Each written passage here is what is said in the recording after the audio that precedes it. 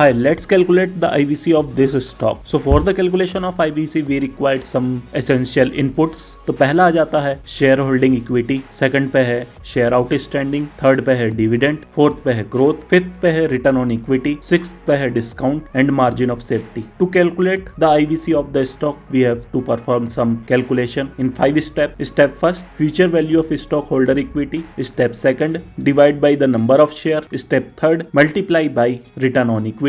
Step 4, divide by discount. Step 5, net present value.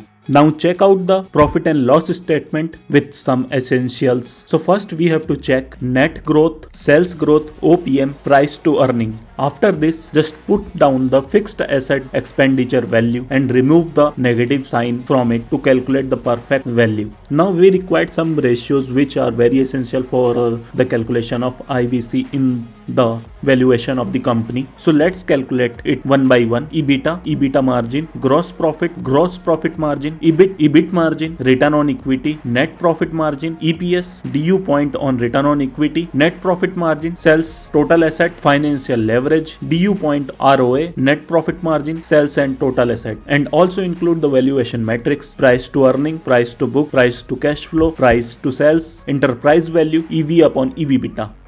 Now we have to check the performance of the stock or performance of the company from the sheet. Just check out net profit, dividend payout, retained earning, and also inspect the stock CAGR of 10 years and stock CAGR of 5 years, which includes the profit after tax and capital employed ratios.